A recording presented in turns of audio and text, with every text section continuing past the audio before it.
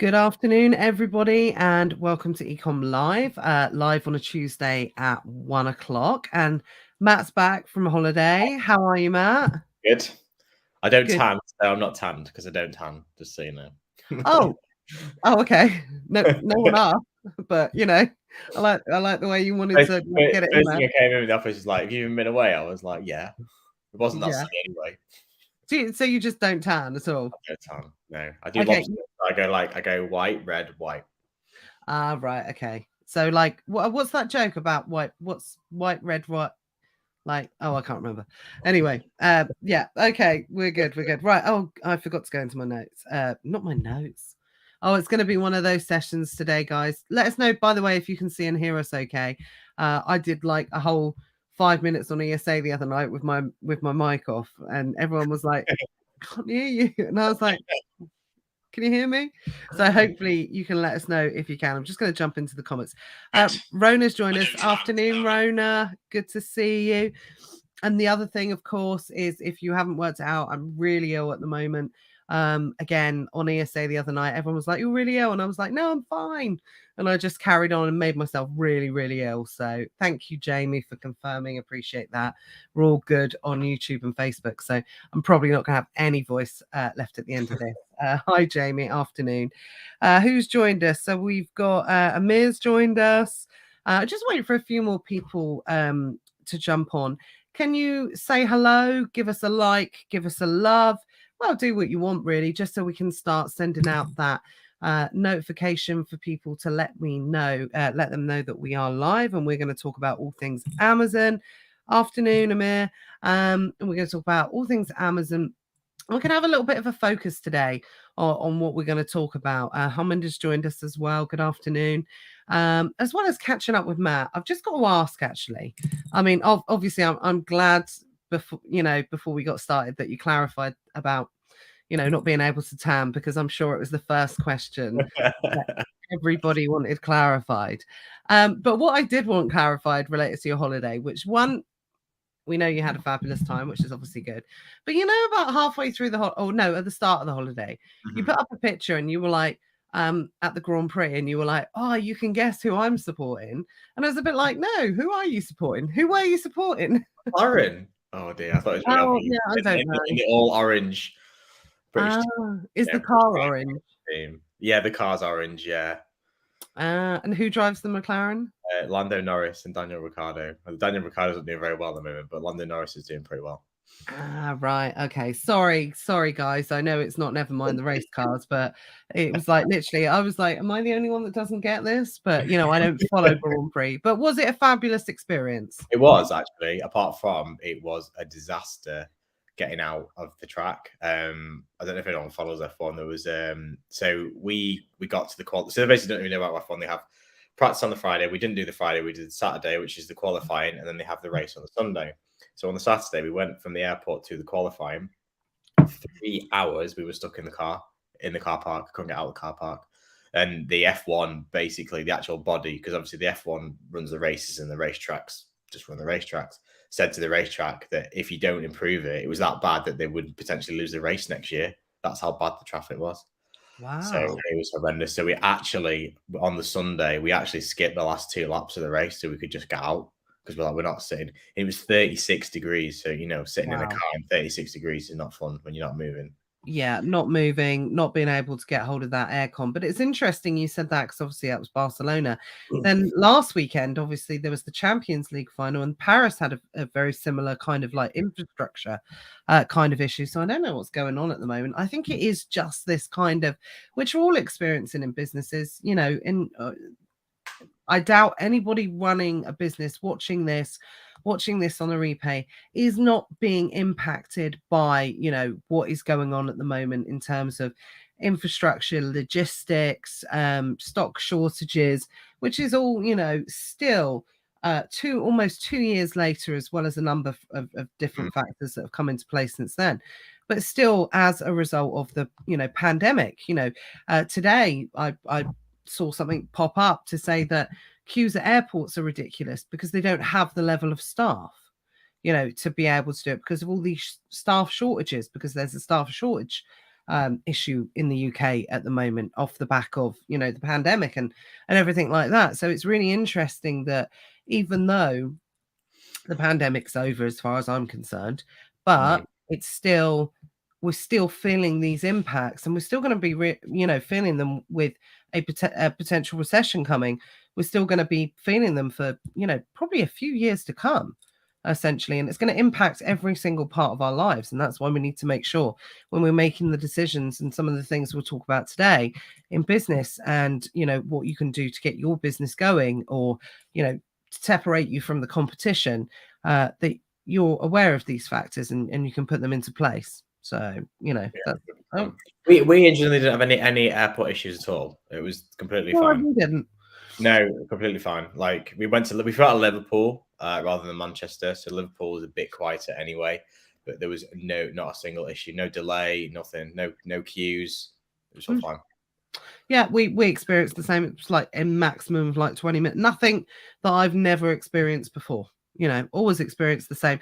Actually, I've been in worse queues before. If anything, the experiences I've had at airports in the past this year have been better than ever, personally. Yeah.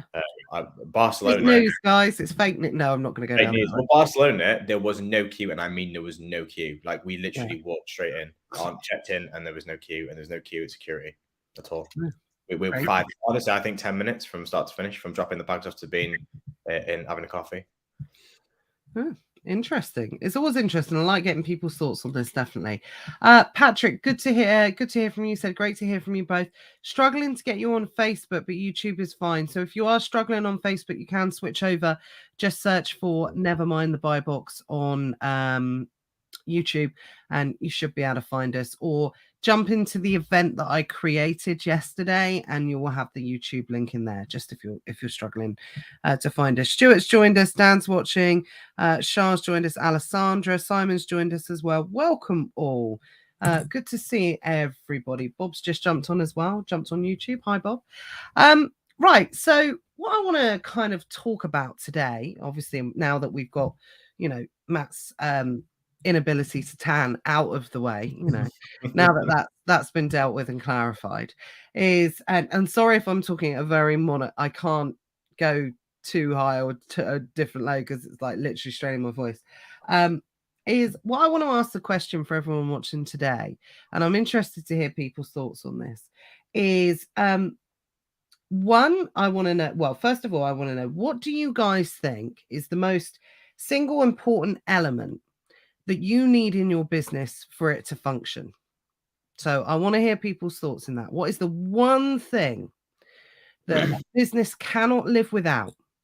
It's the most important thing that you need to function in a business. And if anybody argues with it, well, I'll be interested to see if anyone argued. This is not up for debate. This there is only one answer. Normally I'm very like, you know, I'm very like, oh, well, yes, yeah, it could be that, or it could be that. Can't function without this. Absolutely. Alessandra's put systems. I'm going to wait for a few people to make a comment. Don't be shy. And why I said that there is only one answer. Good supply of products, cash flow, money. Yeah, well, yeah, money, potentially. Probably money's the closest to the right, the right answer. Bailey's put inventory. Just see if there's anything else. Us. Yeah, absolutely. Or you, by the way, I was going to say there is no wrong answers here, because you do need all of that. But I'm talking about the most important element. The most important. I know you're looking confused as well, Matt, actually. I'm confused because I have an idea what I would say, but I'll hold it in until afterwards. Okay, we've got time, personal health. Yeah. Again, all of these answers are correct in the sense that you do need them, but still not the most important. My tribe of support. Who's put that? Karen. Yeah, absolutely. Right, Matt, do you want to have a stab? See, for me, I would say cash, because I think cash is the most important thing. Cash flow and cash. Cash flow and cash. Okay. Mindset. Yeah. Again, cash flow, cash. Absolutely. But I'm talking about in business, by the way. So maybe Okay, let me clarify this a little bit more. I'm talking any business that you start up, not specifically Amazon, not specifically eBay, not specifically Shopify. So any type of business, because cash flows is really important in an inventory-based business. Whereas I could start an affiliate business and I don't need any cash. I can start that for nothing. Okay. Sure. Clean teeth. Absolutely. It does help, definitely, especially if you're talking to people. Continuous learning, Chipper, absolutely. All, especially the teeth. A plan and a way forward, yeah, definitely. But Does it people begin start with S? businesses with that plan. Thinking of, does it begin with S? It does begin with S. I thought so. It does begin with That S. was my second one. I Yeah. thought you went specifically to like an Amazon business. Yeah, sorry, I definitely should clarify that. It's not, I'm talking any business. Any business, yeah. Any business that you could start, what you need in order to, for it to function. Paul's put commitment, perseverance, everything you need. And like I said, every single thing, David's put a plan. Absolutely. That's what you need for success, I think. Absolutely. But, for a business to function, like I said, but everything that everyone's put, staff. Yeah, but I can be a bedroom bandit, Jamie. Don't need stuff. Yeah, I can be a bedroom bandit. And I can operate, I truly believe for the right person with the right level of determination and everything, I think somebody can get 7 figures just from their bedroom, with the right systems and processes in place, strategy systems. Everyone's going after the S now. Okay, we got a winner. It's on YouTube. It's on YouTube. So YouTube comment. Yeah, it's a YouTube comment. So I'm going to put it up. Yeah, here we go. Again. Yeah, starting to come in. It's sales, guys. It's sales. Andre's put demand. Yeah. Yeah. And I probably would put that in with sales. So supply sales. It has to be sales, guys. I think demand. I think you can create the demand. You can create demand. Absolutely. And you can sell things to people who don't need them. Yeah. Yeah. Oh, yeah. Totally. Yeah, when sales is more important than demand. Yeah. And no business can, and I'll break it down. No business can survive without transactions. Okay. A transactional sale. Now, it may well be that, that transactional sale, and you might think, oh, okay. And when you break it down, everything that everyone's put there, they make businesses a success. But if you don't sell anything in your business, whether it be, a service, a physical product, an experience, all of these different levels, then you're not going to have any money that's coming in. And you're not going to have be able to put in all your fabulous systems and processes in place. You could have the best possible business setup going, but if there's no sales coming in, it's not sustainable. Nobody can continue. And if anyone can think, I really racked my brains on this earlier. If anyone can think of any type of business that can survive without sales, let me know. But I really couldn't think of anything. And I started thinking about charities and things like that and think, oh, okay, but it's still transactional. They still need support, financial support, and they have, the charity people out with the clipboards and things, getting people to sign up to give them money or donate or, drop secondhand goods off at the shop. They need sale and they need those sales to be able to keep this, keep the charities going. And I really couldn't think of anything where any type of business that you could open and operate. And that's what I said. I definitely think cash flow is one of the second after that. But like I said, you can literally start a business for nothing. I could set up a TikTok account, do some crazy dancing. Influencers, yeah. You don't need any money to be an influencer, do you? Yeah. And I could get paid for people to advertise. It's going to take a really long time to grow that level of business. But at the end of the day, I still need people buying me transactional in order for that business to continue. So I was going to say, it must be Sean. That's why we've gone wide with inventory to keep getting the sales. And I wanted to bring this up because I think sometimes this gets lost. To run this type of business, you have to make sales, you have to sell products. And when Matt was away last week, I definitely got a vibe of people was like a little bit of a downer. Everyone's like, there's no sales, it's gone really quiet, everyone's price tanking, everyone's doing this and that. And it becomes really scary because when you break it down to brass tacks, if you haven't got sales coming in, it can't support anything else. So this is what I wanted to talk about today, to talk about how you can continue to get those sales to come in, what you can do within your business to be able to put things into place, even when it feels like there's no sales around.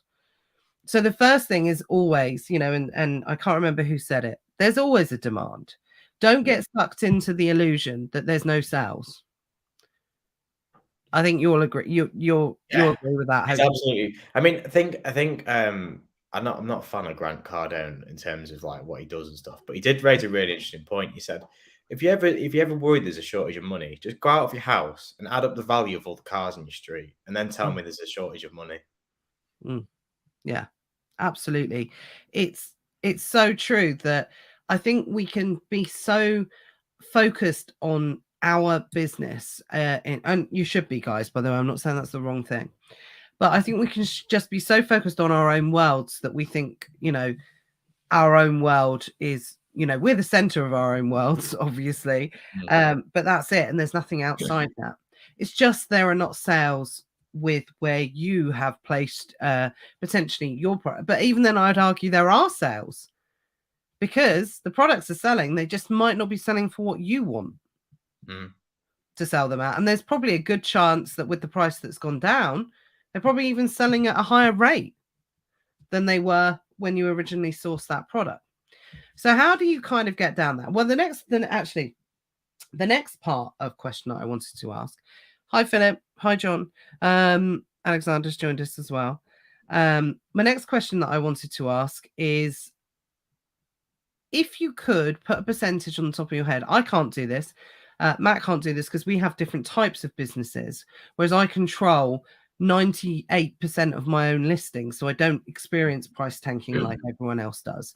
Matt, you are in a different type of well, you're in reselling, but obviously you do it in a way where there's a lot less competition. You don't experience it as much. We go after the supply rather than the demand. Yeah, exactly. So we can't answer this question. So I'm curious to hear people's thoughts on this. Is what percentage of the listings that you buy from a straight arbitrage point of view?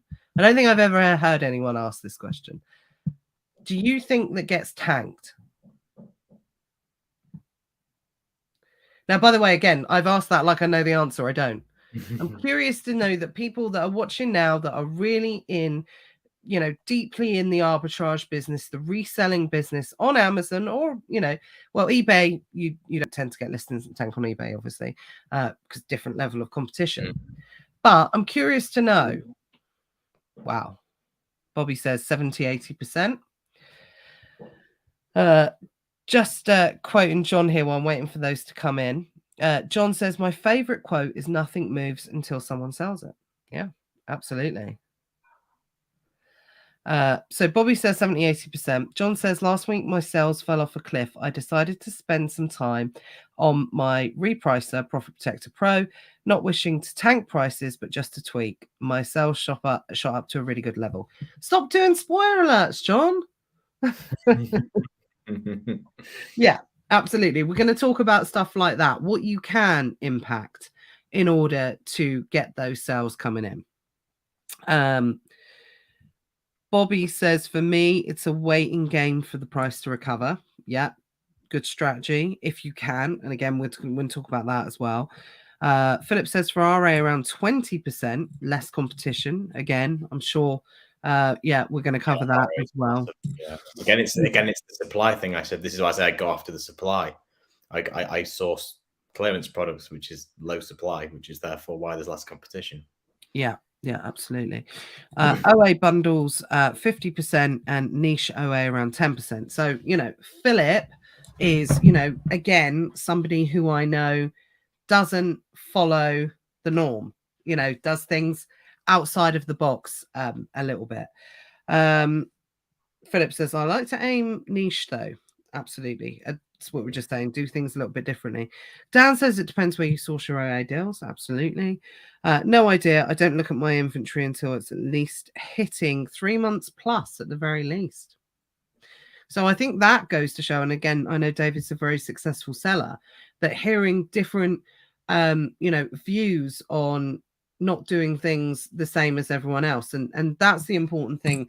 Firstly, that I wanted to look at is we've talked about this previously. Matt, I know you've talked about this a lot, where we've talked about this now is really the first time when we've experienced a level of normality back into this business, the reselling or the e-commerce business. Now, obviously, there's no pandemic, there is shortage of products and will continue to be, because we haven't felt the impact of the new shortages that are going to be coming into play, which I don't know if most people are aware of, because it's been quite quiet, really. That no one's really banged on about these level of shortages and what kind of level of impact they're going to have. And for anyone that doesn't know, China's been in lockdown for a really long time, and all shipments have been suspended, and we haven't felt the impact of that yet. You may have just noticed, like when you're walking around the shops or something, you see a lot more gaps in the shelves. And maybe, Matt, you can give us, I know you've been on holiday last week, but before that, I think we were talking about this, weren't we? We were talking about that there is in the RA space, there's a lot less. The margins are higher, I'm finding, because there's the clearance, there's less supply, there's more, the prices are higher online in RA, but there's less supply. Like I said, I would go to a shop and buy 10 and I'll buy 3 or 4. That's the problem. There's less product available out there. Yeah, definitely. And that's going to continue for the rest of the year. There's no doubt about it. If you saw my post yesterday about, wholesalers and things like that starting to talk about Christmas products, I do think that's going to start to become a little bit of a norm. The norm now, if you go to any, we've always talked about this in the past, if you go to any shows like Spring Fair, when you go to Spring Fair, for the majority of people, for the traditional retailers, they are taking orders for Christmas. So when you go in February, they're taking their orders, for Christmas. They're not taking orders essentially for now. So a lot of people plan in advance. So I think that's definitely gonna return to the norm a little bit more. But we are going to experience a lot more shortages this year, I think, than we've probably experienced last year. There were shortages last year, but we kind of coped a little bit, and more people have money, so it wasn't really an issue. Whereas this year, I think we're definitely going to see it a little bit more. Yeah, couldn't agree more. Matt, I don't know if you want to do the question. Sorry, my voice is starting. Your voice is going. I know. Let me get my phone because I can't see the names. That's any problem. 1 second. Sean says products are getting shrinked. Anyone notice that? Absolutely. That's going to continue to happen. That's going to be a big thing, especially with the cost of living crisis. That's another interesting point. I don't know if you want to touch on this later on about cost of living crisis, because I don't want to digress at the minute, but I don't think that the cost of living crisis is actually as bad for as many people as it's being made out to be. But we'll discuss. Ooh, controversial. We'll bring that back up in a minute. The comments are piling in. Otherwise, we'll come back to that.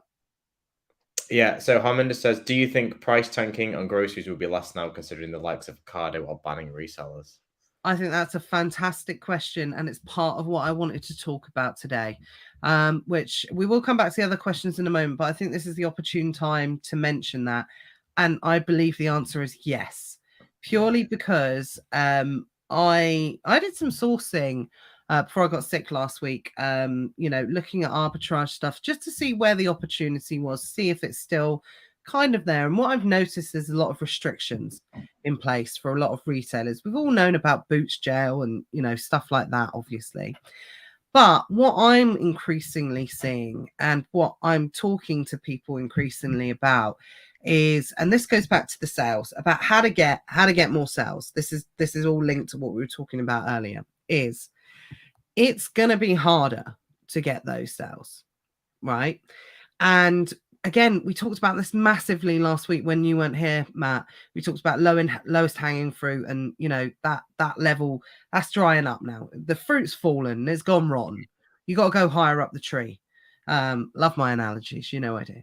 You got to be picking higher up the tree now, for all aspects. And I really do believe that the grocery train, for a lot of people, unless you are very good at systems and processes and ordering and mixing and matching between retailers, and you've got that down to a T, I think a lot of people are going to struggle to be able to get the quantities they want, to be able to sell at the rate that they want, because obviously the biggest price tankers tend to be volume sellers, and if they can't get the volume, and they've probably, to be honest, moved on to wholesale by then anyway as well.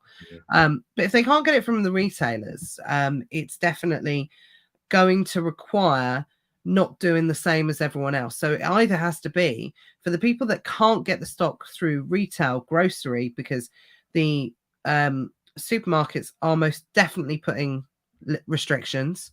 They're limiting people. Maximum in a lot of cases you can buy is 6. In any one shop. It becomes less cost effective, especially if you're paying delivery charge and managing that and asking a prep center to manage it. So, that lowest hanging fruit has dropped. The next level, then, if you're not going to go to wholesale, which will probably be the next level above that, is that kind of hybrid RA model, to get out in the shops and do a round robin and kind of pick them up. And you know what? It sounds easy, but not Matt, you know this, don't you? Not everyone's prepared to do it. No. It will wipe out 50% of people. Yeah. And could you not get your orders? I'm not sure about Ocado, but certainly other retailers, you could have them click and collected. That might help you fly under the radar. I always, when I did Away, you did click and collect, because a lot of it's an address flag. You set the account, you get it click and collected. Then you can almost fly under the radar, and you can do a bit of RA while you're there. Yeah, I think it's literally, I want people to stop listening to people to say that this is a passive business. It's not. Passive, as far as I'm concerned, I like the word passive, but passive to me means easy. If someone says it's passive, then what they're indicating is it's easy. And that means anyone can do it, which means it's the lowest hanging fruit. And if anyone can do it, that's when you experience saturation. And again, that might be a little bit like, oh, you're saying passive businesses don't work. Yeah, they do after 10 years. Matt, you run a passive business in the sense that you can go on holiday because you've got phenomenal systems, processes, everything in place that you've spent 10 years building, staff, cash flow, inventory, everything. Matt, you could go away.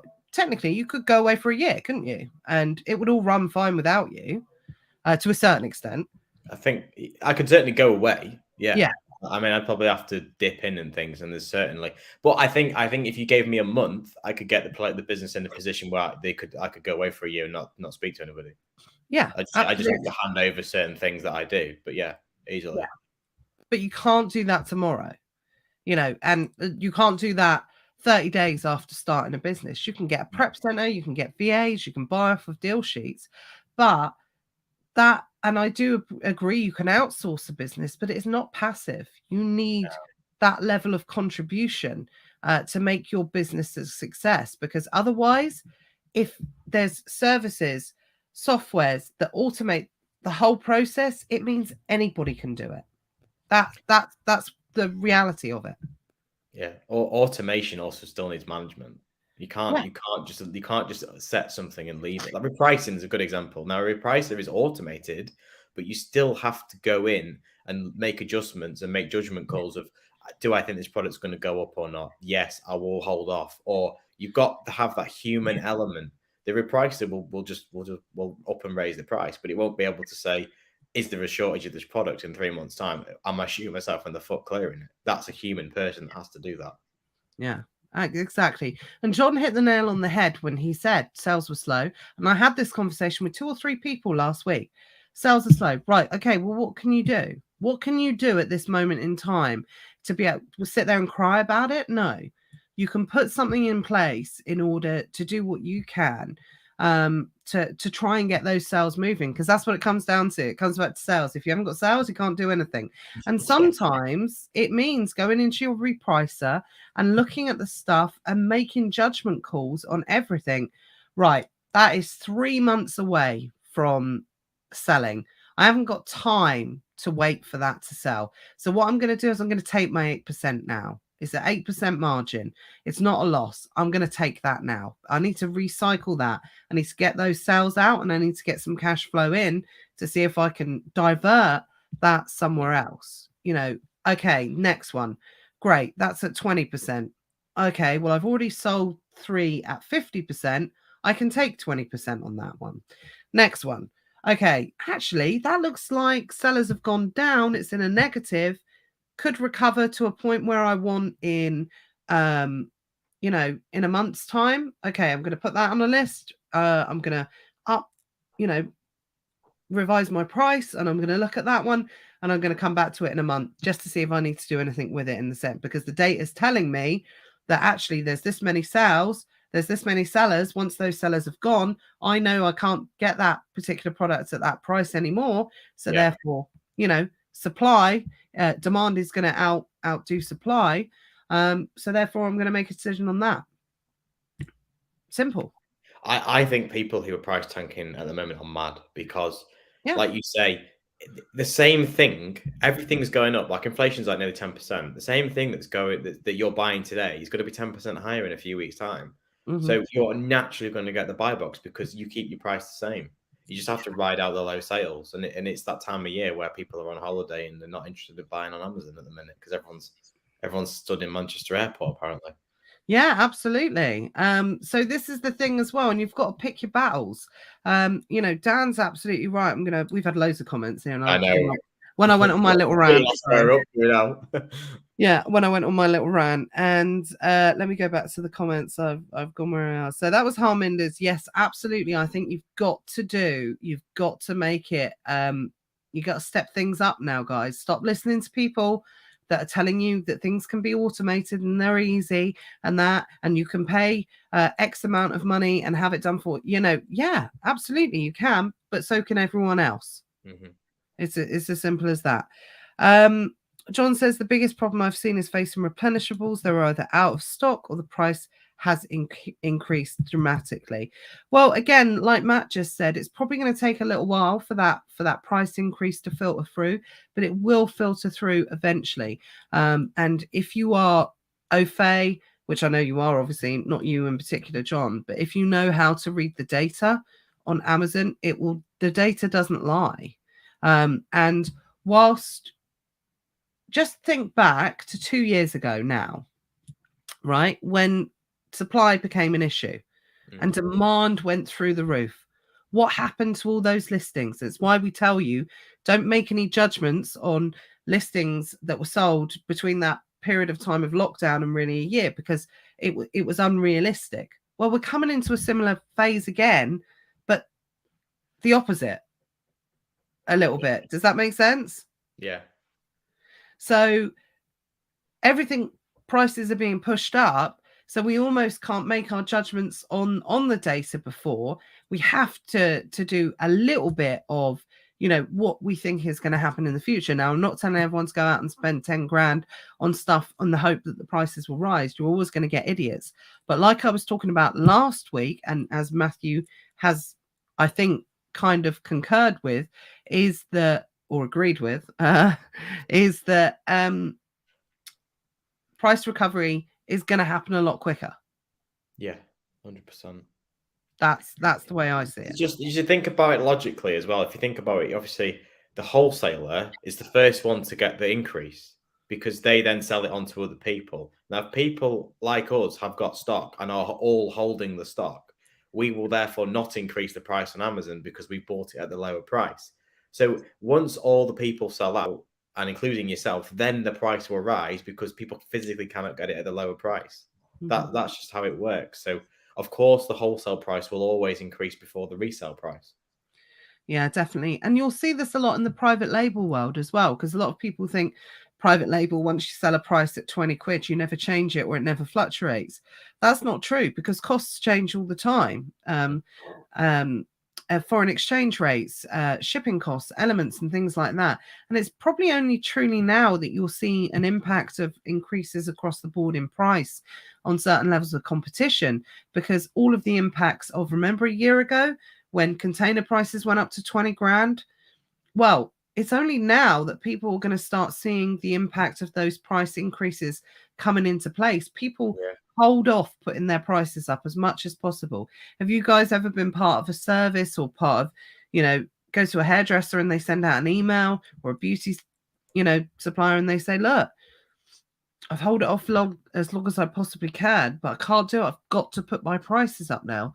We hate putting our prices up, but in reality, it's kind of the kindest thing to do, because it puts everybody in the same position, effectively again.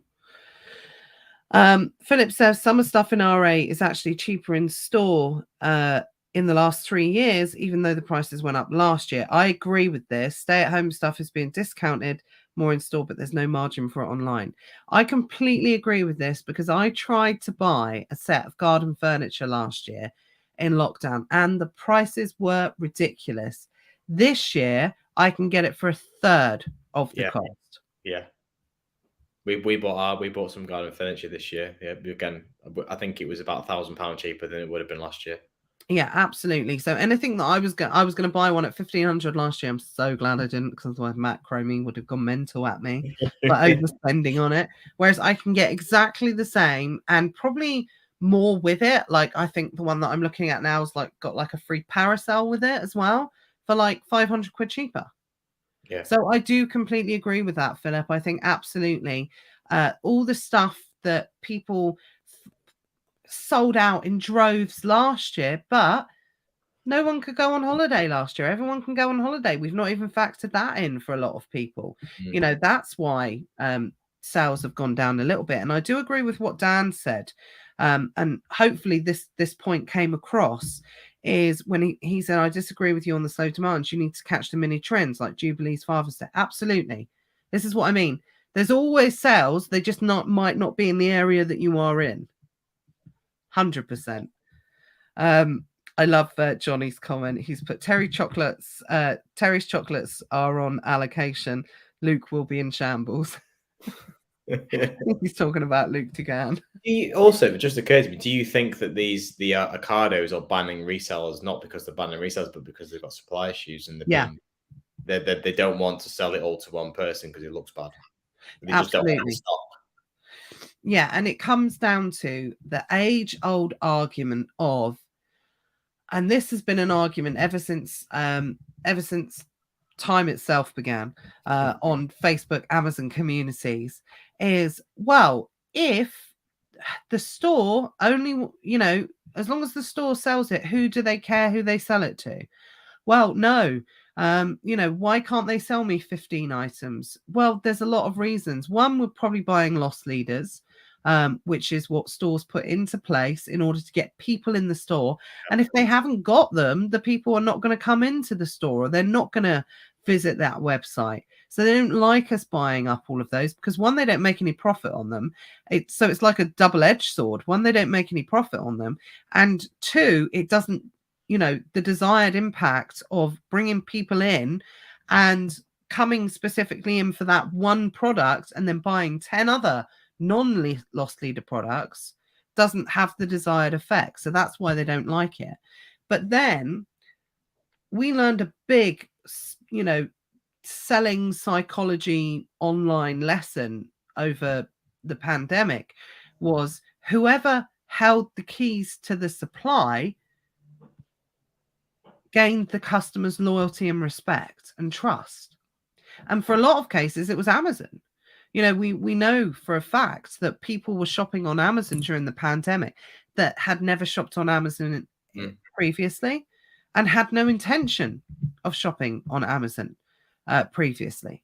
So when you deliver something what a customer wants, well, the next time they think about buying something, regardless of whether it's a lost lead or whatever, the first thing they're going to think of is, subconsciously, they probably won't think of it, but they'll think, I'm going to go to that store because I had an amazing experience.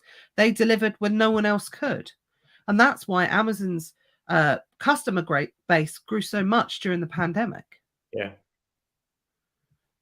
You know, that's what it came down to. Sean says we were spending 5,000 to 10,000 a week on Ocado.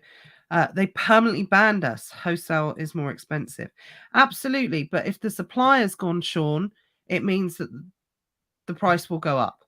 Yeah. So even if you can use that as a foot into wholesale, which is the next rung. So, you know, this hybrid OA model, excuse me, the next rung, you know, up is to be able to look at wholesalers. Yes, they are, but also knowing that expectation that they are going to be more expensive than retailers. But if all the idiots go off because they can't get that supply anymore, the price will go up. You know, everybody, it's proven time and time again on the data. So yes, it will look more expensive now, but make a note of all those replenishables, potential replenishables. And John was saying it earlier, that's what he's struggling with. Make a note of all of them, come back and revisit them, and then see what your options are then. Because I guarantee it, every listing will go up in price. Yeah. They will, for sure. Yeah. Also, if you're struggling with the wholesalers, people don't realize there's different tiers of wholesalers. You know, there's like football teams, like, you know, you've got the bottom tier wholesalers, probably the one that you're most likely to find online. That probably have very few products that you can source profit from. Then they're buying from somebody above them. So if you can go above them, then you get the price a lot cheaper by buying directly or as directly. And there's probably even another tier above them, and maybe even another tier above them.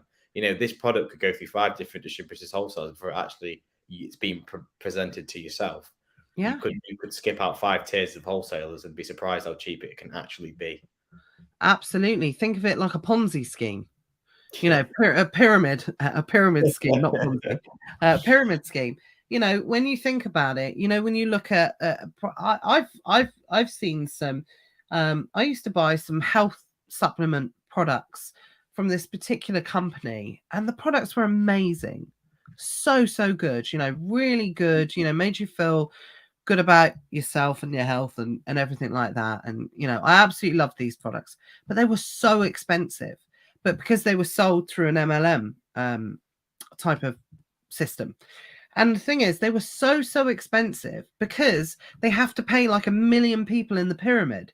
Whereas if that particular company just supplied direct to Boots or someone, they'd be half the price. And when I'm talking about, these are like ridiculously expensive. You think, oh, okay, well, how expensive can you get? Well, they're not a pack of kind of Vitamix or whatever you call them. It's like for a box of supplements, like one month's supply over the years have gone up to like 100 quid, like ridiculous. And I can't pay that.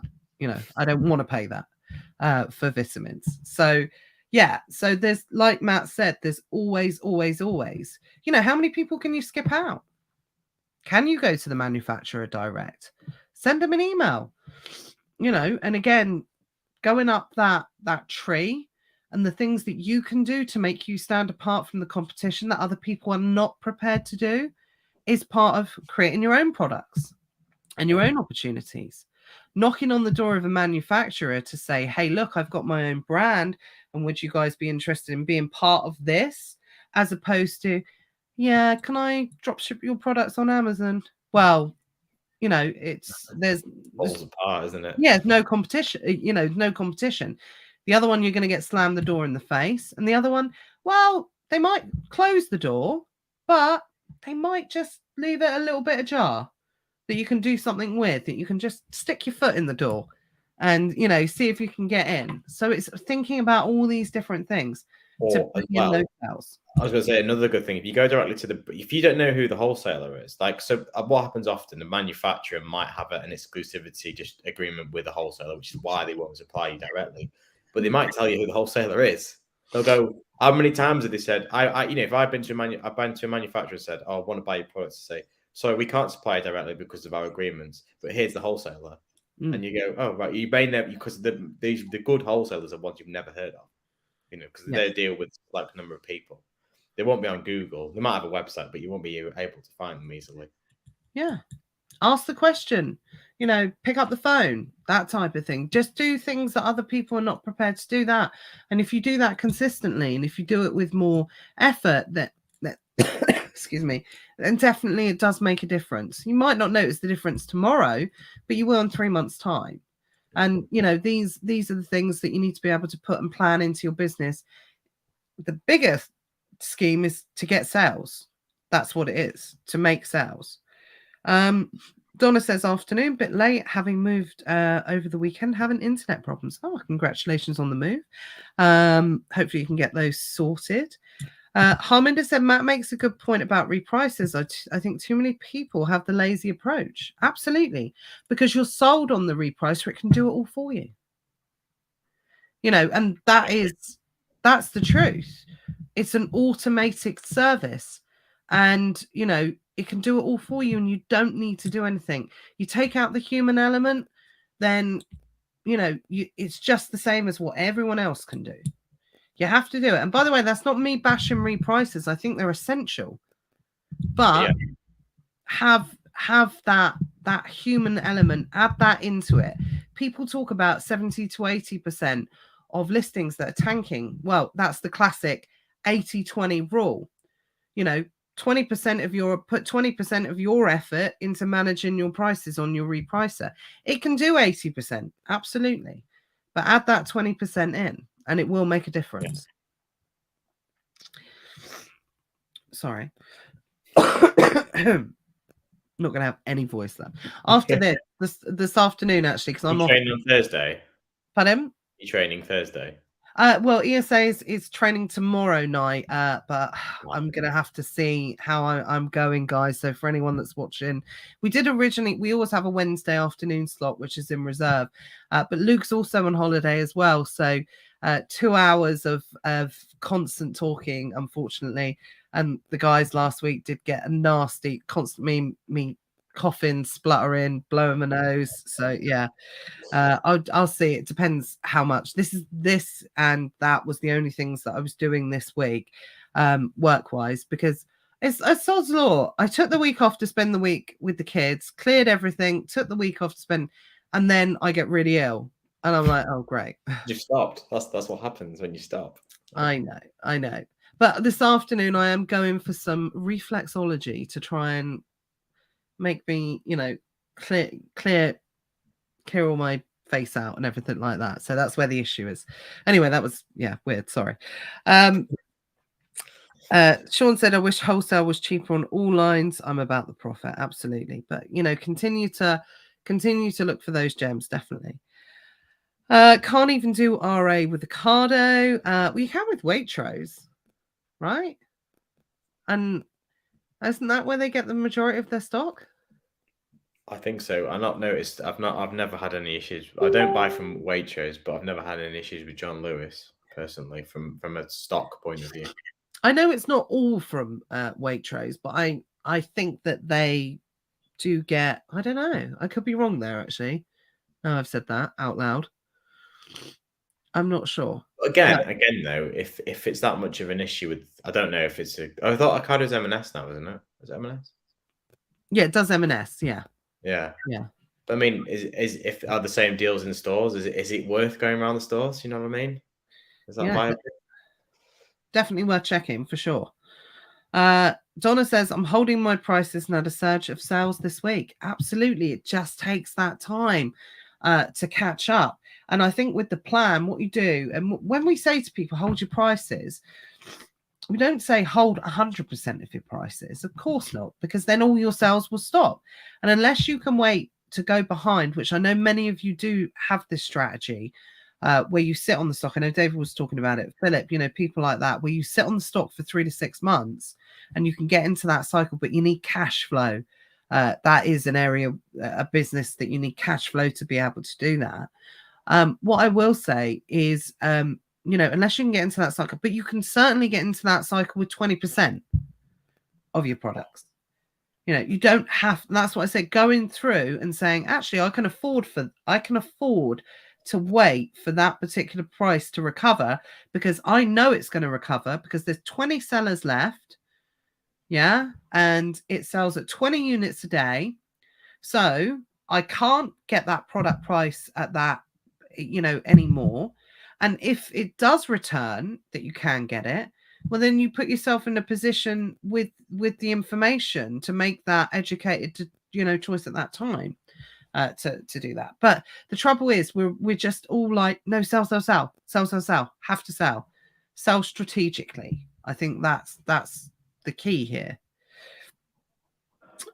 Johnny says, I think you can automate all of the repricing unless the product is seasonal.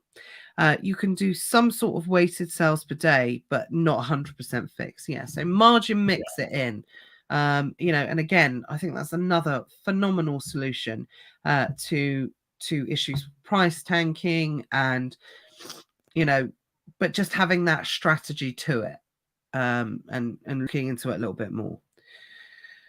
Caitlin, afternoon. Nico's joined us as well. Even if they don't go up, they shrink them. This is great for my VA, keeping her busy with variation listings lately. Definitely. Sean says, only problem with wholesale is I can't book an hour slot to people's homes, and I will have to suck it up soon and adapt. Put boxes in a van and drop to people's garage to prep and send.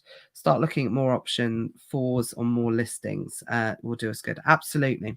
And this is the key, guys. We're coming into this period of evolution now. Is a change is needed to survive. And this is what I want people to start thinking about. And you don't need to go from night to day to tomorrow, but you are going to have to start implementing things, because that, like I said, that bottom layer of fruit, that's gone now. And it will go for a period. I'm not saying it won't return, but Amazon is changing in the way, and this has happened before. They've changed before and they're changing now. I mean, they're always changing, I suppose you could argue. But now, definitely, it's adaptation time. Yeah, I'll say my business, I was chatting to somebody this morning. My business 10 years ago is completely different to my business today. And I don't just mean in size, but like processes and things we used to do and places we used to buy from. Suppliers we used to buy from don't even exist anymore. They went bust. You know, my business is a completely different business today than it was 10 years ago. And this is a natural process. You will always have to pivot and change where you buy from, what you buy, and where you sell it and how you sell it. It's just a natural process. Definitely. And yeah, it is. It like evolution. It's exactly what it is. Evolution, yeah. Yeah, it is. And anything that, you know, if anyone's trying to tell you that nothing's changed and you can do everything in exactly the same way, you can't, unfortunately. Unless there's one caveat to that, unless you've been doing it for a really long time on Amazon. Because you say the people like, well, I haven't changed anything. I'm just selling exactly the same way. You know, you get those people, but they've got a 10-year-old account and they have a level of trust and credibility on their Amazon account that you guys don't have. And when I say you guys, I mean generally. What I'm talking about is all of these different elements to where Amazon will award the buy box to someone. One of the factors is account credibility, account trust, you know, from that point of view. And if you don't have that compared to someone else, Amazon's going to give the sales to them. Don't be under at that level of illusion. If they feel that the customer's experience are going to have a better experience with that customer, if it's more trusted with that account, the sale's going to go to them. That's why people are like, well, hang on, I'm in the same price as them in the buy box. We're exactly the same price. But, you know, they've got 65,000 reviews and you've got 4. It doesn't, there's so many different factors to it. So it's unbelievable, really. Oh, Matt says, my husband wondered where you were going later. Damn, I didn't think he was watching. Yeah, sorry. Andy said your brain must have thought, "Oh, good, we're not working. Finally, time to be ill." Absolutely. Yeah, literally. That's what it's come on. Ocado is with MSM now. I think it means M&S. Oh, M&S. Sorry. Right. Okay. MSN. That's a throwback, isn't it? MSN. Yeah, exactly. That's what I was thinking, MSN. I was like, yeah, I got it. Rest Natalie, let Matt C do all the talking tomorrow at ESA. Oh gosh, couldn't possibly do that. Couldn't possibly. But I'll make a decision on that tomorrow, guys, or possibly a bit later today. But like I said, for any ESA guys working, it's not that. It's one of the things that you think, well, it's just a cold. It's like, but when you're running a training session that people pay for, and are being completely honest, and if you're not at your best and you could miss stuff or whatever, and you can't talk and you can't breathe and you're slobbering and sniffing all over the place, it's like, I want people to have the best possible experience. And we're live sourcing tomorrow as well. So you need your brain to be working properly in that respect. Matt said it would be painful. It would. Oh, bless him. Bless him. So, oh gosh, I've totally missed all the YouTube comments today. Hayden's joined us. Welcome, Hayden. Bailey's Adventures. Slightly unrelated, but do either of you know when you can send a pallet of an oversized item with a barcode? Do you need to attach the box labels because they're manufactured boxed with the barcode on the outside? That's the question for you, Matt. Yeah. I'm not sure, but I don't want to say either way. I'll have a look and get back to you. If it's going stickerless, i.e. manufacture barcode, you need to, when you upload the manifests, Johnny might be able to advise more on this. You need to declare how many's in a box. So I guess you would put the number of case packed items, and case pack will be 1. So you should need to put a box label on it if it's manufactured barcode, but I will double check. I'm assuming that they're oversized as 1 in a box. Is that 1 per box and the manufacturer barcode. Barcode on the outside. On the outside. So I think you just need to say how many's on the pallet and put case pack and put 1. Yeah. I don't think you need to label each individual box because it's just. Johnny might be able to advise if Johnny's on. I'll double check. I'll confirm.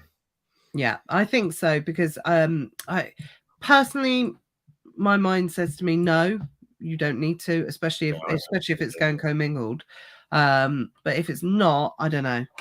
I'm not sure. Where's Luke Dugan when you need him? He would totally know the answer to that. But we will get you the answer. So Matt will confirm it, and then that's on YouTube. So you'll need to reply on YouTube on that one, Matt. Yeah. Okay, cool.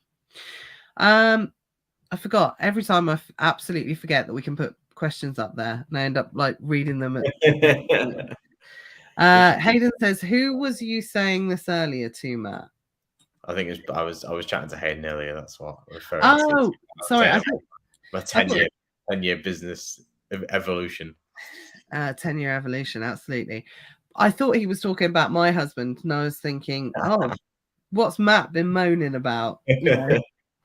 Moaning about me going off for the afternoon, where I'm going. Just joking, rest. But if you need the ESAs to understand, I appreciate that. Thank you very much.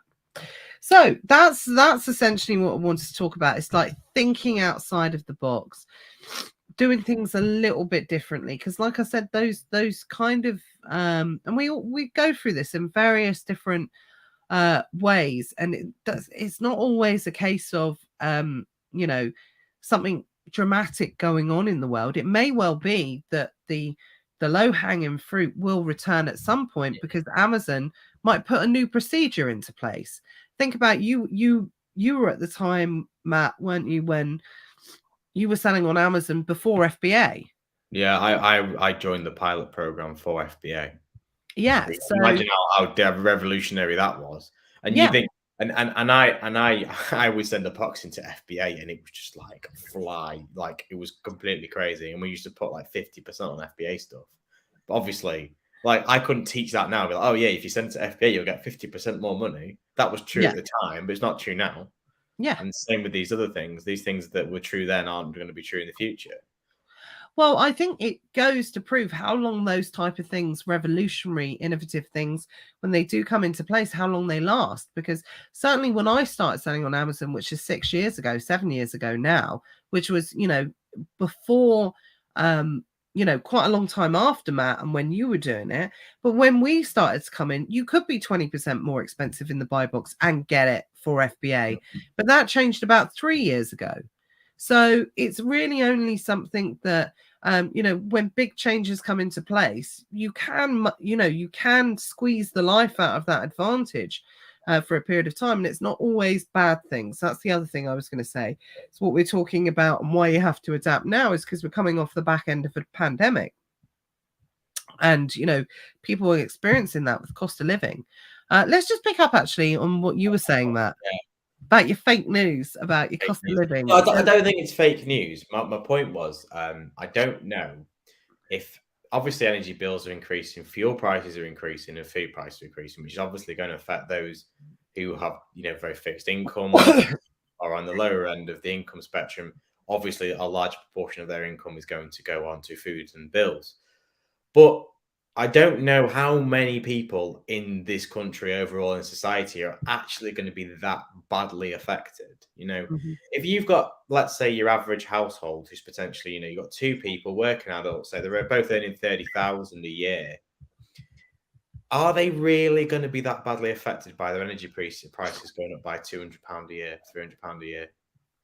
I don't know. I don't know if it's actually as bad as I think someone said, Sean said about interest rates. My bigger concern is interest rates, because I think a lot of people on the lower income obviously perhaps have less debt as an amount of debt, but they probably have a higher percentage debt. They're more obviously affected by price rises. I think sort of the middle classes, people who have cars on finance, very big mortgages, they're going to be way more affected by interest rate increases than they ever are by their energy bills going up by £50, £75 a month.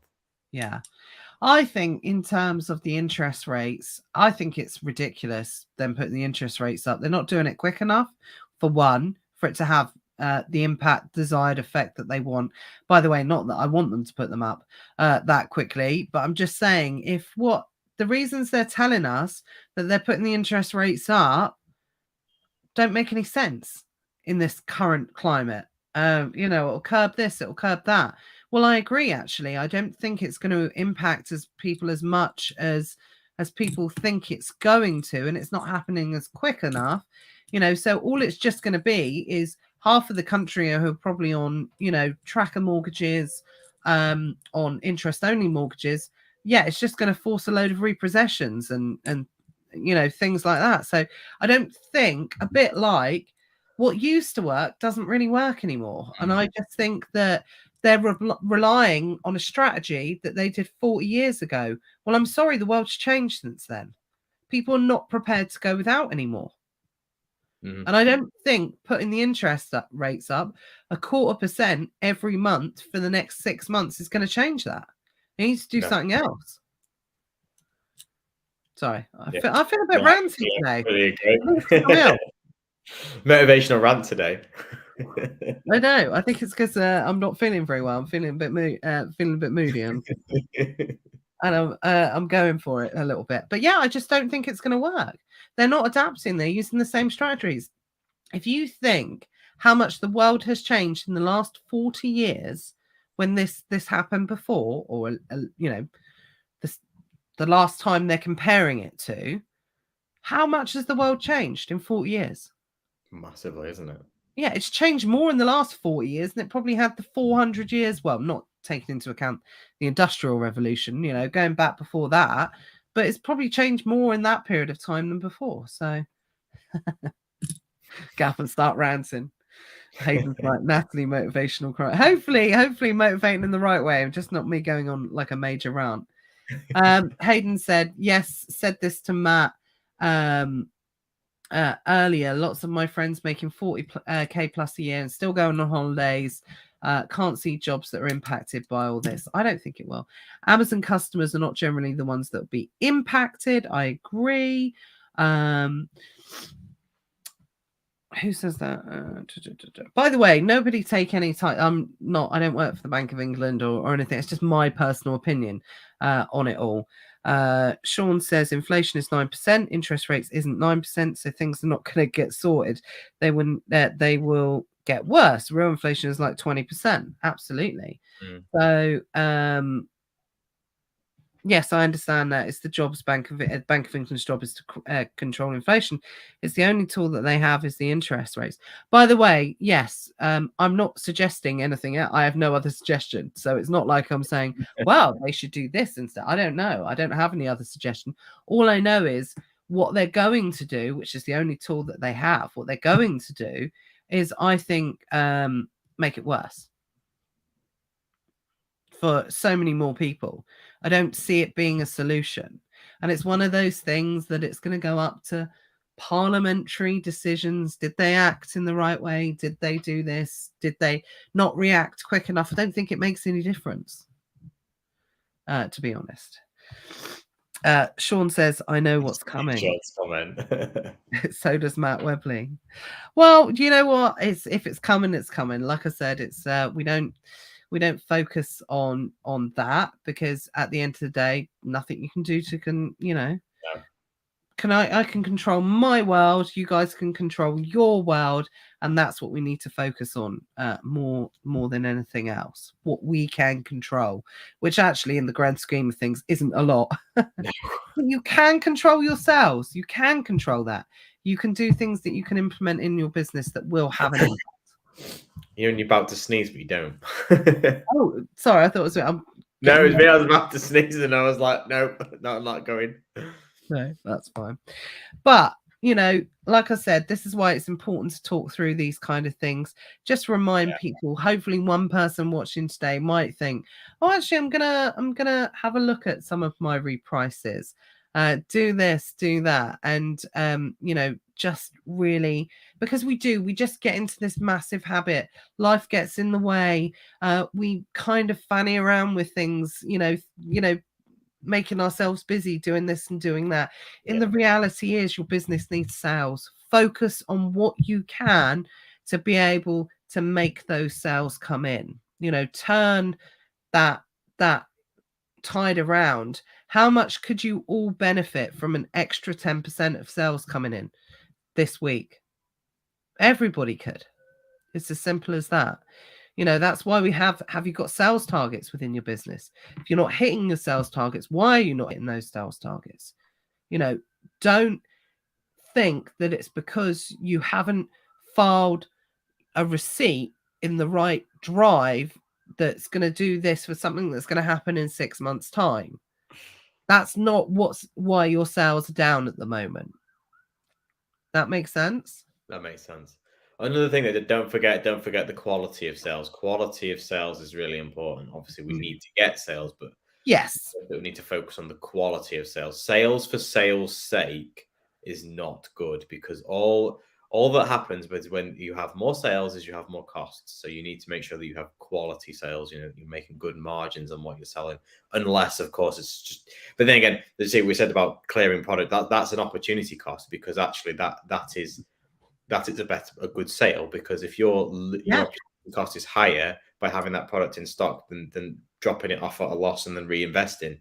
Because it's something that I think a lot of new people don't understand. They go, I have to make profit on everything. Well, no, you have bad buys, you have bad decisions, you have things that don't go your way. Your opportunity cost of not dropping that product and then buying something else is probably actually costing you more money than the loss you're making on the product.